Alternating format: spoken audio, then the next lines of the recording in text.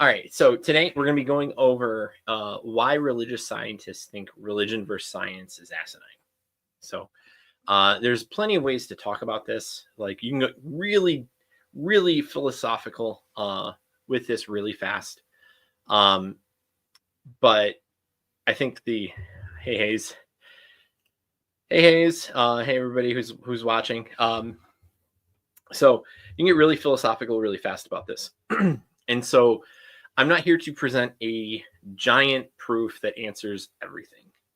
I'm here to present a perspective that I think is downplayed a lot. So, like what you'll see online is a variety of people talking about this topic. So, for example, you'll have theologians talking about science and theology and how, they're not at odds with each other. Or actually, you'll see atheist theologians like doing because that's what they are, doing the exact same thing, except they'll say actually science and religion are at odds with each other. And then you'll have scientists who are atheists talking about it, and then you'll have a few religious scientists talking about it. And I think in a lot of ways people view it like you don't have to make it very complicated to understand like why it seems foolish. So sorry, there's yep. So yeah, sorry. Hello everyone. Just a reminder that Exodus 90 starts in 10 days. If you want to join our fraternity, reach out to the channel email, right? So modernpapist@gmail.com. If you want to do Exodus 90, you have to be a man. You have to be 18 and older, preferably in your 20s, like just so it's relatable, like mid 20s to late 20s, 30s, just so we're relatable. You don't have to necessarily be, in the area. We'll account for that by doing conferences, but so just quick plug there. So as a religious scientist, so what does that mean? Am I a Christian scientist trying to show that the earth is 6,000 years old? No, I'm not that variety. Am I some sort of religious like fanatic who tries to disprove evolution, like and that's not something that has evidence for it? No, that is not where I'm coming from. I'm a statistician. I mean, it is a science, but it is the science of science, right? Like you can't have science without statistics, because if you can't measure, you then can't analyze, and if you can't analyze, well, you don't have science in that way. And so this is who I am. This is where I'm coming from. But the emphasis I want to make here is when we typically talk about religion and science, I'm Catholic. So when I talk about religion and science, like we're talking about like basically the wiki page of Catholic priests who are scientists, which is a very long list. And they are the fathers of most science areas. So I don't really have a problem in that capacity talking in the circles that I'm currently in. But when I was in grad school, I'm talking to people who aren't Catholic because I went to a public school for grad school. And, we got into the discussion of God and science and how people view it. And, these weren't small conversations. But they were really important. It helped me understand. Sorry, I got a bit of a cough. It helped me understand several different perspectives, but it also, like being a statistician, like you're naturally a skeptic, right? Like for a variety of reasons, because in order to understand what something is, you need to put yourself in that mindset of being a skeptic, right? So all right, is there a difference in height between men and women? Well, I have a bunch of personal experience, but let's do a study that does this. And so you do a z-test, just as an example, between the differences of men and women in height. And then you get the answer based off that study. And so the assumption is that you don't know, right? Like you're assuming they're equal. And so I'm in that state of mind a lot. Now, does that mean that being a skeptic, you're instantly or automatically an atheist? No, because that's, I think, a very silly default that we have that is based off a belief system that atheist is the default. And so, like, we have this situation now where we live in a culture that says, well, secularism or, no religion is the default. It's not. Like, that is itself its own belief system based off absolutely zero evidence. When you're analyzing data, when you're looking at studies, when you're trying to make sense of the world around you, you use the worldview in which you have. Now, am I someone who's, let's just take people who worship Thor, okay? Pagans who worship Thor, who literally believes there's a god of thunder. Are there some problems with maybe their understanding of the weather? Probably, right? Like, because like, there's at least historically there was, right? Like, that would run up against science. But especially when, like, we usually have this debate, right? Like, it's science versus religion. It's not really religion, though. It's science versus Christianity. That's typically how it comes off. And specifically, it's science versus Catholicism, because we've actually put the most thought into this. But getting back to my point, you analyze within the worldview that you have. Now, like I said, you may have a problem with, like, Thor, right? Like, if you believe in Thor, your understanding of the weather patterns are probably a little skewed. But, like, when you're looking at it as a Catholic, it's just, okay, well, that's the by design argument, right? Like, God developed the world, and we are analyzing what he made and what currently is being substantiated by him. And we're, science is just a tool at that point, right? Like, there's nothing beyond that. Now, when you're coming at me and saying, well, science is atheist, it's like, no, it's not, though. Like, that's like saying hammer's an atheist. Like, that doesn't make any sense. Atheism is a belief system. And if you're living in that paradigm, if that is your worldview, that's your default. And so when you start saying religion versus science, you have to include your own religion, your own perspective, which every single person, as I've discussed previously, every single person has a worldview in which shapes their life. Every single person. That's a belief system. Like, even if it's just you, it is a religion with maybe even just you as the only person who adheres to it. That's okay. It is a system in which you follow and in which guides your life, because that's what you've chosen, whether implicitly or explicitly. And so when you do something like science, when you do a test, like I said, looking between the differences between men and women in height, that's not like earth shattering, right? Like, when you're looking at the universe and seeing how the galaxies are distributed, whether it's a uniform distribution or if it's more biased in one area of the universe than the other in terms of density, like, there's nothing about the result is going to say, oh, well, there's no God, right? Like, there's a presumption that science is, again, atheist based off the culture that we live in. And so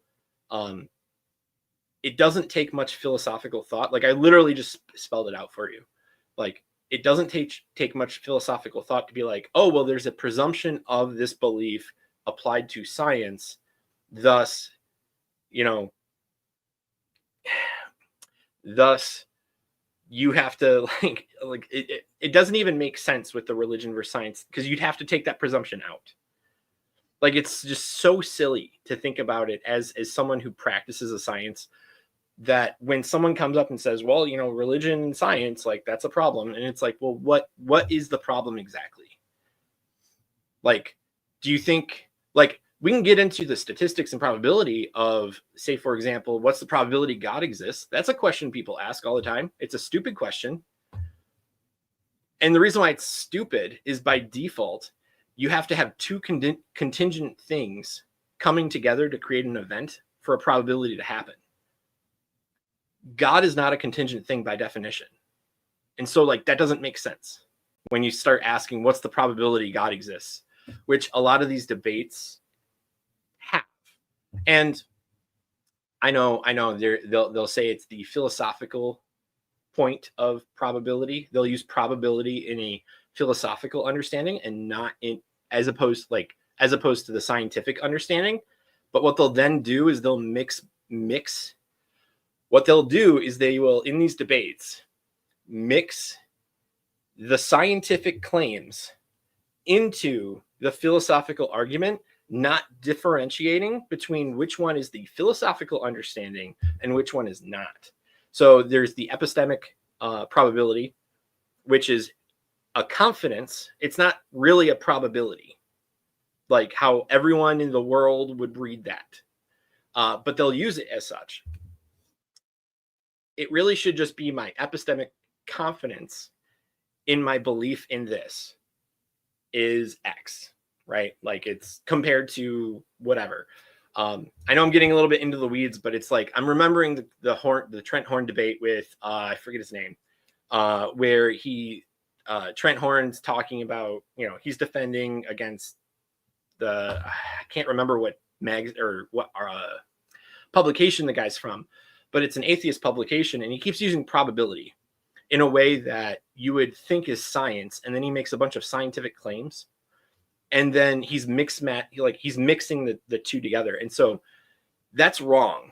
Like, you shouldn't be doing that when you're talking to a general audience, because then the general audience has no idea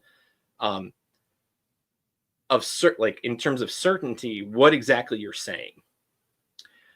But I digress. So I'm gonna go into the comments for a second. So let's see, facts. All right, facts. When I was pagan and they'd ask if I was religious, I'd say yes, and they'd go off about Sky Dad or something, and I'd be like, no, not like that, and they'd blue screen. So yeah, so like specifically in regards to atheists, when they argue from a standpoint of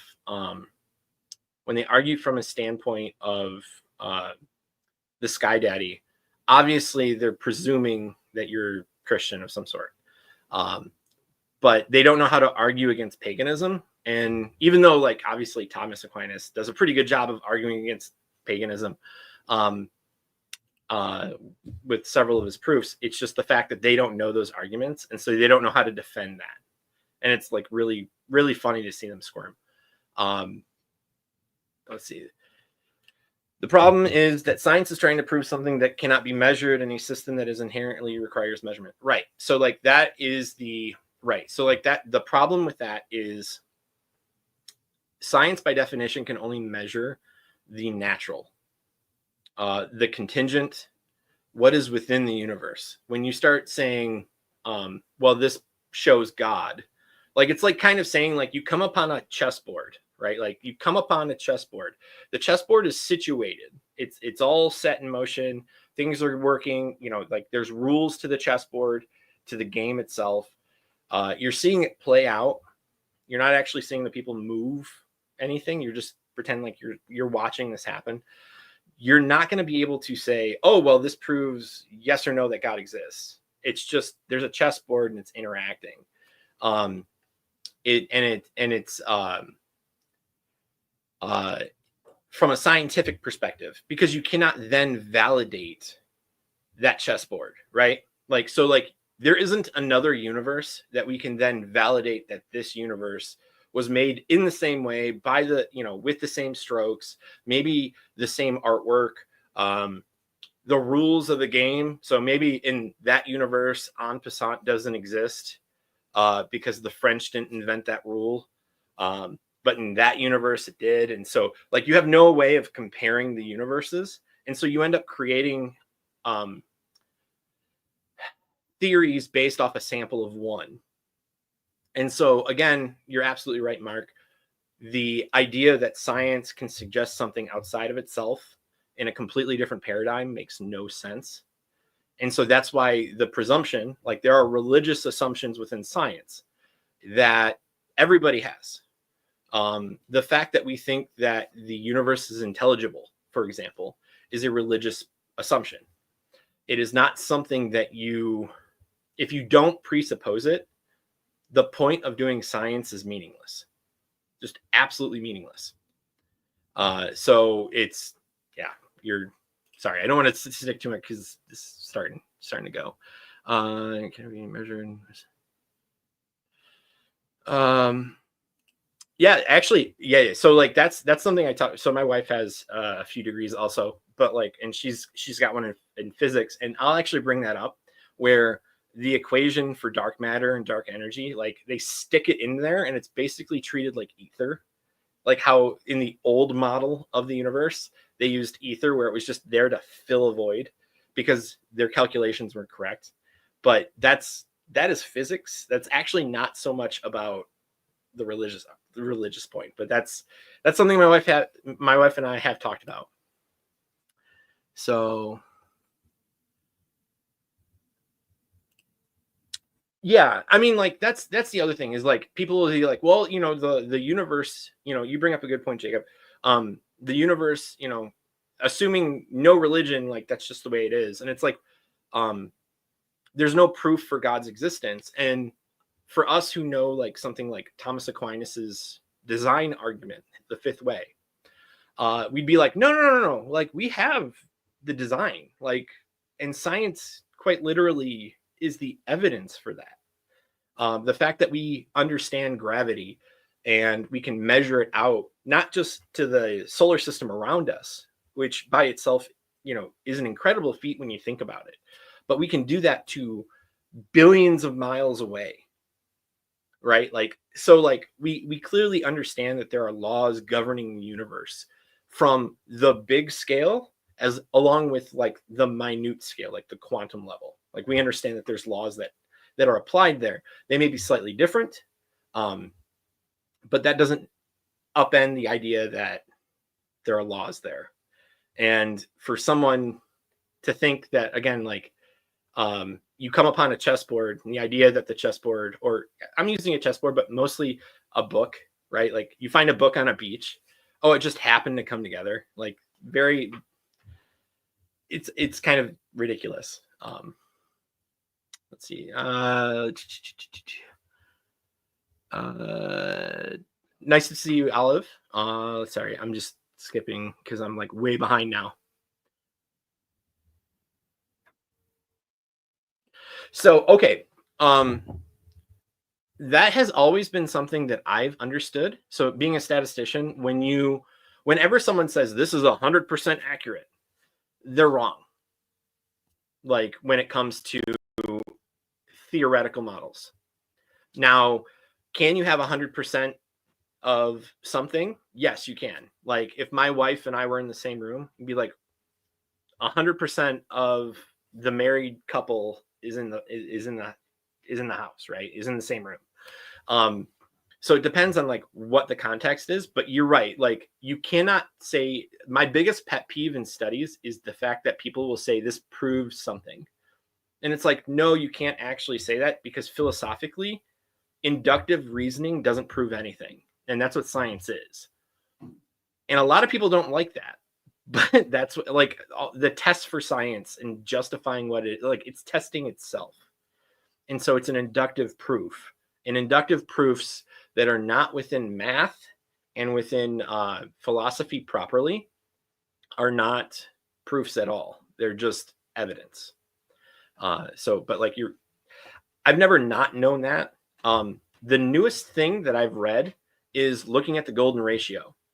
And so the golden ratio, if you haven't looked into it, like a lot of people will say, well, everyone sees, like when you read articles now, everyone sees the golden ratio everywhere. And in fact, actually do the glasses and the shirt, whatnot. It's not everywhere. But then the person seems to miss the point that it's not the golden ratio exactly how it is. It's the fact that things that are closer to the golden ratio are more appealing. And not only are they more appealing, but they're, again, science has shown actually, like through psychology, that again, the idea of something looking as closer and closer to the golden ratio is appealing to the eyes. Math has shown how scalable it is and how easy it is to do. So like it's not like this complicated thing, right? Like where it's like it's just everywhere and everyone's having like the Mandela effect or whatever. Like that's not what it is. It's the fact that the people who are making those articles are playing down, like basically gaslighting the fact that there is a pattern within the universe in which is appealing to us as a beautiful standard. And systematically throughout, well, I don't want to say systematically because like outright, but the fact that it comes up through different fields of study in different ways and has the what is it? It is a note. It's almost like a noticeable signature across all fields of science. So it's like that's hard to play down as a like, why does this happen? Like, you know what I mean? Like it's like it's one of those. Like I said, it feels like a signature of like this is an appealing thing. We humans are geared towards it, but it also happens to proliferate throughout the universe in different ways, which again is fascinating. And if you understand teleology, like the idea that things have purposes that are predefined, or that have a natural end, the golden ratio makes more sense, right? Like you look at it in a different light, because in an atheist light, it's just like, oh, well, that's interesting. Like that just happens throughout everything.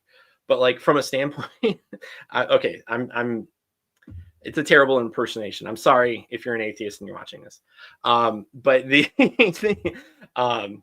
but it's this idea of like, it's just an interesting fact, right? Like it's not something substantial. Whereas like as a Catholic, it's like, well, this could point to the fact that, like, again, this is a signature of God that he has posited throughout the universe in a particular way, with that particular ratio. So I am way behind on the comments. You guys are like blowing up. Hi, Papist Zoomer. Let's see. Father is a great resource. Yes, he absolutely is. He's a great resource on this subject. But like I said earlier, like there's not enough of us Catholic scientists who practice privately and publicly, like publicly as in like, our teachers or whatnot, coming out here and actually talking about it from our lens.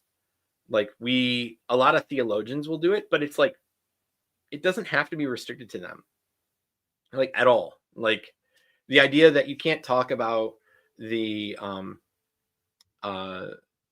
understanding, the presumption of belief given science, or I'm sorry, given science, the presumption of beliefs, to then like to reserve that for only theologians. You're going to get this understanding of, well, of course theologians are going to defend that, right? Like it's going to be, it's kind of it doesn't refute the argument. It refutes the exposure. Because if what the theologians are saying is true, we should be seeing scientists who are Catholic coming out and saying that, right? Like that's the evidence. And if we don't see that, that's like putting your finger to the wind type of situation where you're like, okay, well, I don't really see scientists coming out and saying that. And a lot of scientists are coming out and saying they're atheists. So how trustworthy is it that they're actually saying that? And so you end up falling into a trap if you only rely on one group of people to talk about this subject. And this actually goes for evangelization in general. So, but like that's a slightly different topic. So I just think it's hilarious for folks to go I believe in science, so Christians are silly, when you know who you should thank for a lot of modern science, the Catholic Church. You're welcome. Yeah, that's true. Yeah. I mean, a lot of our funds actually went into the sciences, and a lot of our priests devoted a lot of their lives to that.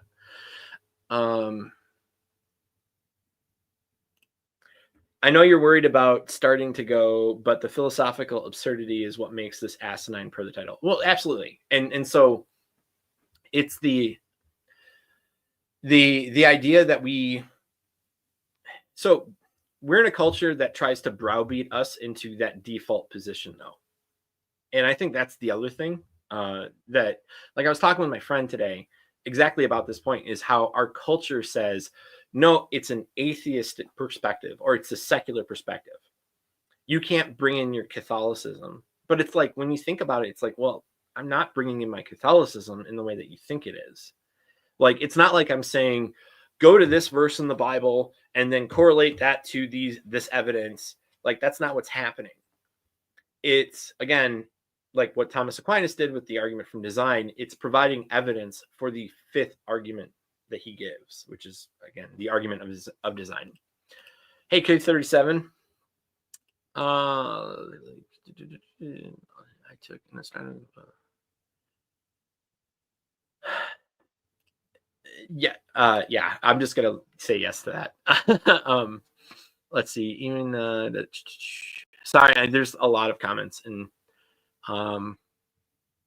God stamp. Yeah, I mean, like, I think that would be very interesting. It'd be like on a chessboard. So using the chessboard, because I think the chessboard kind of gives this understanding of, you have these invisible forces, and the invisible forces are, the bishop moves diagonally, the pawn moves a certain way, the king moves a certain way, and not just simply a book that just sits there. And it's like the golden ratio could be looked at as something where it's a the signature on, like, the bottom of the pieces, or the signature of the mat, right? Like, of what's being played on.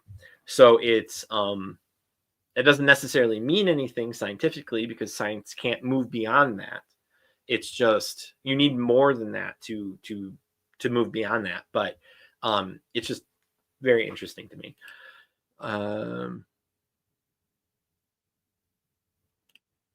This is a Catholic channel. We can say the golden ratio is one of the little signatures of the artist without problem. Yeah, I mean, we could. I don't know. It's just one of those things where I don't want to attribute to God too directly, but it is something that is very interesting. So, am I backtracking a little? No, that's just how I look at it. It's more of my reservation in attributing to God directly what is his, in a way that is intentional of his will, and I don't want to do that. And that's just a prudence thing on my part. Maybe it's too cautious, like, that's too much caution applied there, but that's just me. Let's see. Dude, did you show them your Christmas shirt yet? Oh, yeah. So I got to show this because, my wife got me this. Oh my gosh, I'm just like totally. So St. Nicholas, I don't exactly know where she got it from, but I do love the shirt. I can't wear it in certain public areas because I don't want to give the impression I'm going to punch someone. So I live in Michigan, so, like, I mean, people are sometimes overly sensitive. Let's see. So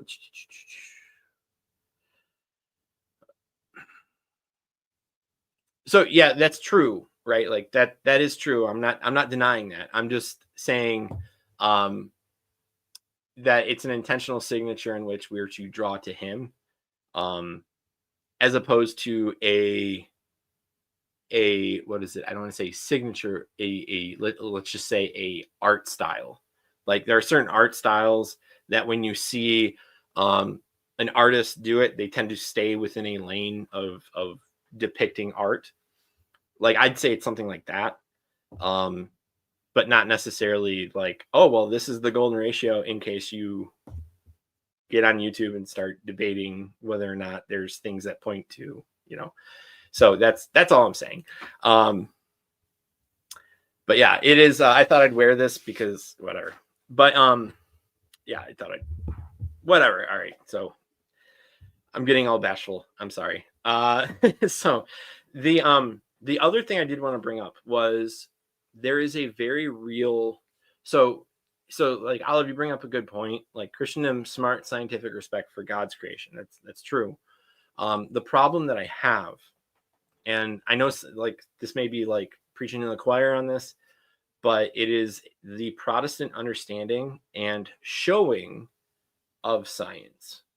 And I'm not saying necessarily the scientists themselves, although that sometimes happens, but the way in which, let's just say, we apply certain things. So, for example, you have the creation story, right? Like in the Catholic Church, you have the choice of believing a number of different understandings of creation. You could believe the Earth is 6,000 years old. You can also believe what modern science says about it in relation to God. Okay, like that the universe is like 14 billion years old or something like that. And so that's fine. But we don't go around positing that it's only 6,000 years old. And there are certain groups of Christians that do that. There are certain groups of Christians that also will take something such as maybe a vaccine. So I'm not against all vaccines. I think each vaccine is its own case. Being someone who studied and actually intended to go into clinical trials, I wanted to go into clinical trials. My grad program was actually in biostats. And so I'm very familiar with the whole vaccine arguments and everything like that. And then the clinical trials from 0 to 4. Okay, so like I'm very familiar with that. And there's nuance to rejecting certain vaccines and then others, right? Like, so I'm not going to go into that whole debate. The problem is when you come out and say, well, this vaccine's the mark of the beast. And then they provide no answer for it. Like when you ask, well, why do you think that? Well, because so-and-so wants you to get it. And it's like, oh, that's not like good enough. Like you haven't, like, that's just simply not good enough. Now there's certain contexts where you more than that, right? Like there's more context, and I know I am kind of riding a particular line, but this is what then happens, right? You have someone claiming something's the mark of the beast. When it's the mark of the beast, you will have pastors that come out that are Christian, that are Protestants, and they'll say, that's the mark of the beast. Don't do it. Don't whatever. And some of it do it because they're part of the hype. Some of it do it because they know they can control the people and they'll get people coming towards them. And so there's a variety of reasons why that happens, right? Like the structure within a lot of Protestant circles is that of a capitalist understanding, right? Like there's so many souls out there. The more souls that come to my parish, the more money I get, right? Like, so like there's a capitalist mentality built into the Protestant structure. Now, could you say that's the same thing for the Catholic Church? Yes. However, it's not the same, right? Like if I have a problem with a priest, I just go to a different parish, right? And the parish is still within the diocese that I live in. The church works together as the body of Christ. We're not looking for capturing souls in that capacity. Some people will argue otherwise, and I'm not going to go down that road. But what I am doing is I'm giving a practical reason why sometimes when a mark of the beast claim or a doomsday claim comes, you see pastors explode in terms of notoriety and the claims that they're making in relation to that. It doesn't mean they all do that. That's not what I'm saying. But there are definitely some that do. And it's about bringing more to their congregation, specifically to then, for even if it's intended well, the ends don't justify the means, obviously. But then there's others that may do that because they want more money. And so because of the capitalist understanding how to bring people in to their particular ecclesial community, as Vatican II states. They're not churches. I have no problem saying that, like, whatever. That's a serious influence that ultimately makes us look bad, right? Because we are ultimately, to the atheist mind, to the non-Catholic, or I'm sorry, yeah, the non-Catholic, non-Christian mind, we're grouped in the same thing. Well, Baptists and Catholic, they believe a lot of the same things scientifically. And it's like, even though that claim is completely false, or at least pretty much false, in a lot of cases, it is really hard to get over that hump. But it's a problem that we deal with. And it's something that I wanted to bring up because it is a problem we deal with. The understanding of Protestants leave their brains at the door. And in some instances, like this is one of them, their application of science in relation to the gospel and the Bible as a whole is a serious problem in our Enlightenment era in which we're currently living in, because they're not able to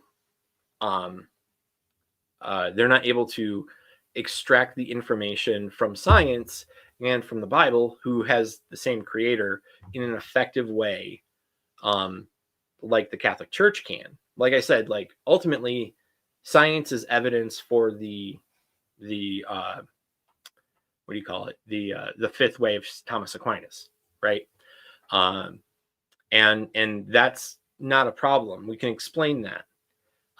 Protestants have a problem doing that. Now, not all Protestants, some of them do kind of adopt, they definitely do adopt Thomas Aquinas's view, but like, obviously I'm talking about evangelical Protestants, like those that are low, what we call low church, or low ecclesial community, like however you want to say it. And this isn't to call them stupid or whatever. That's not what I'm saying. It's something that we as Catholics have to deal with. Like, that's what I'm saying. We have to deal with the fact that you are going to be grouped in with people who have a serious problem with their understanding of science in relation to the gospel. And part of that is because they don't have a magisterium like we do that clarifies like bioethics or biology understanding. Like the Catholic Church, like for a long time, and even today, is apparently an enemy of evolution. But that's not true. The church was the first one to actually say it's possible that God used that as a mechanism. And as long as you don't take an atheistic view, like, you're fine. But then this also comes back to the point that I made earlier.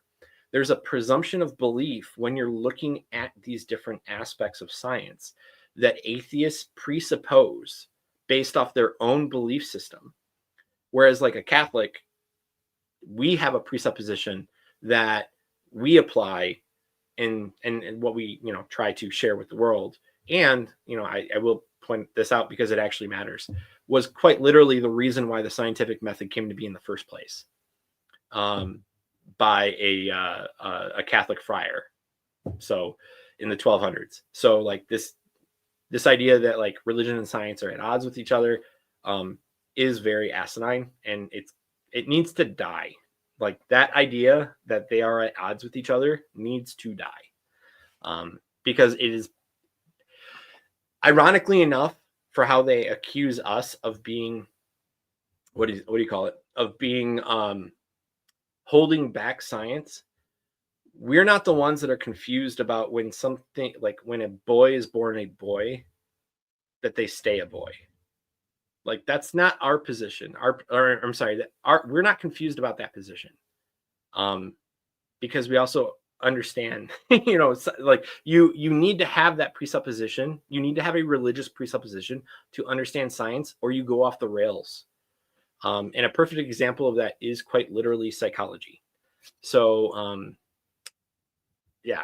So I'm just going to end that there, because I do have a problem with psychology as a study, as a overall field, because it's the most retracted field in the entire, like out of all the sciences.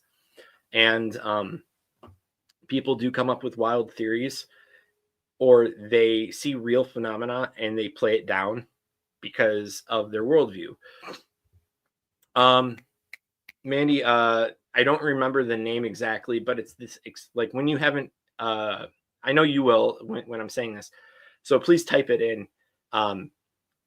That event, when you see a person, it's like third man syndrome or something, where when you see something that we would probably call an angel, right?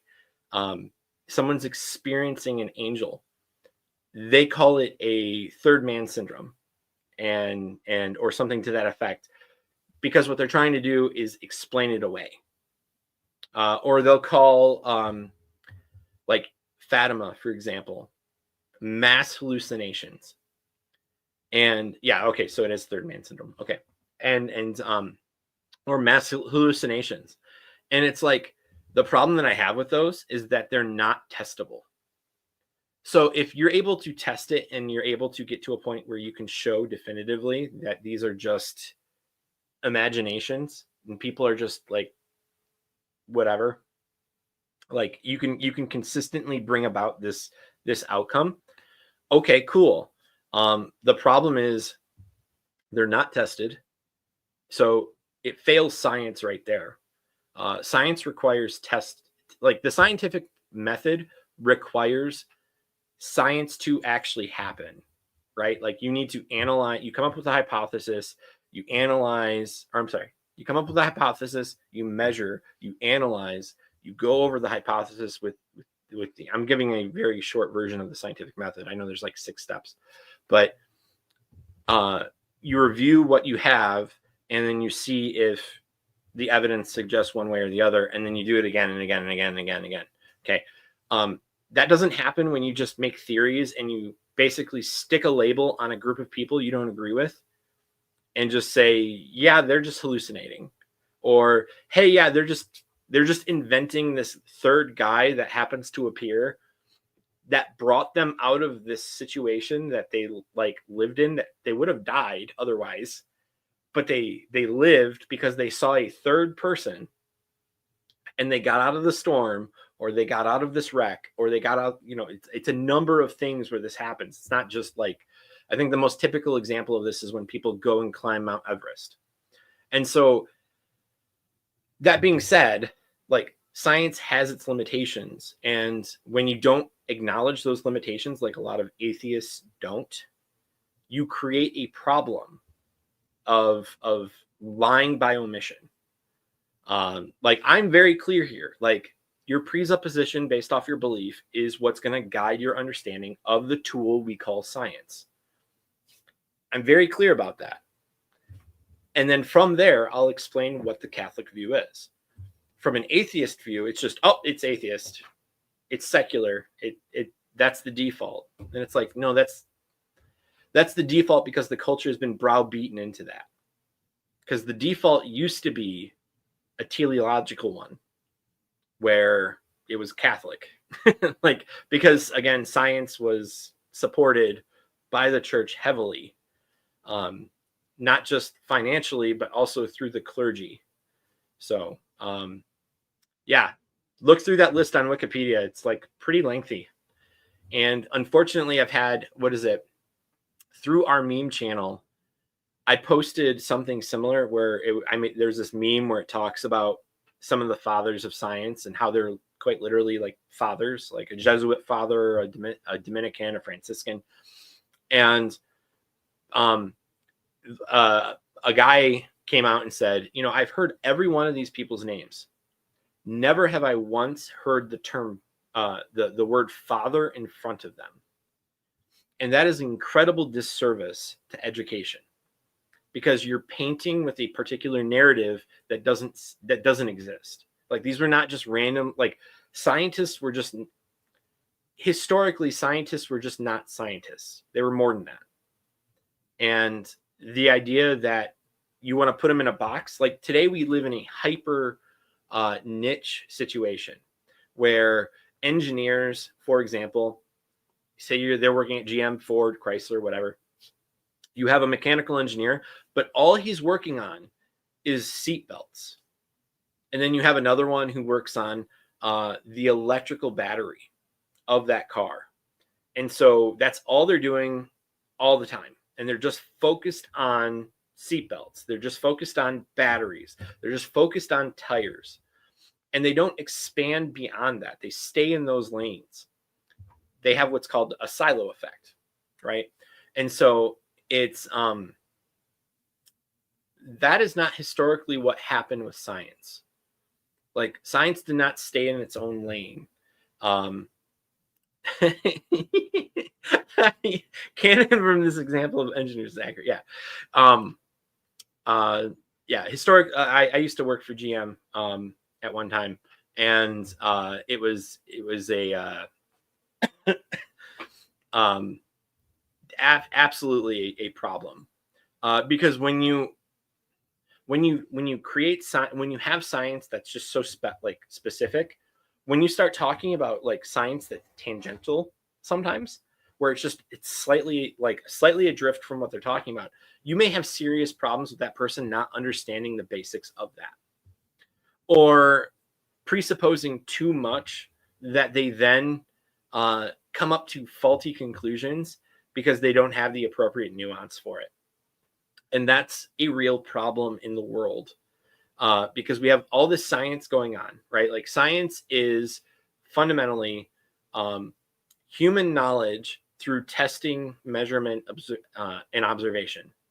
And so that's what science is. And so when you do that from a silo perspective, where people are applying science not in an integrated way, but in an isolated way, you come up with a lot of different theories. And so that's not good. Like, as a statistician, like, it's really weird. Like, because I have a very interesting perspective when I talk to engineers, when I talk to different people in different fields, like biologists and whatever. I have a very different perspective because my study is on what they're analyzing things with, not with the item itself. And so if, like, you read scientific studies, they typically give a definition, like a bunch of definitions as to like why things happen. And then they do the analysis at the bottom, right? And the analysis will be used in a particular way. It depends on what it is. And more often than not, people have a problem with the fact that I understand what they're saying, and I'll point out the problem that they're doing in the statistics, but then they'll resort to what is it? They'll resort to their qualitative argument, even though their quantitative is wrong. And so this is where you get, for example, in psychology, a lot of retracted studies, because their statistical application is just wrong. Like, it doesn't make any sense. But say, so I know I'm like going off slightly on a tangent with statistics, but I'm going to do that for a second because that's what I have a master's in. So what's crazy though is you'll have like something in psychology where it needs more exposure to statistics, to different ways of doing it. And you'll take something like physics that has a lot of different tests that they use for small groups and large groups, because, they have to deal with millions of objects like planets and stars, galaxies even. And so they have a way of analyzing that covers a wide spectrum. And it's crazy to me how a lot of those techniques don't go to psychology, because what that tells me is that, again, within our departments at like education and other, everywhere else, we silo our niche sciences, and that is a detriment to science. That's a detriment to humans, but also especially in relation to the how we understand how science came to be. It's a detriment to understanding the fathers of science and where they came to this, like where they became fathers of that science. It's not like they just got simply like hyper focused and like that was it. It's that they typically integrated a lot of different things and then understood a particular mechanism or a particular theory because of what do you call it? Because of their exposure. Like, for example, like Roger Bacon, or is it Roger Bacon or Robert Bacon, the one who created the scientific method? He had a lot of exposure to different fields, not just math, that ended up leading him to come and create the scientific method. Like, it didn't just happen in a vacuum. So, okay, I'm off my soapbox. So I'm gonna go to, I think, because I don't want to just be on for 5 minutes. I can talk about Exist 90. So that's it. And no problem, Olive. So, all right, I'll talk to you guys later. Thanks for joining.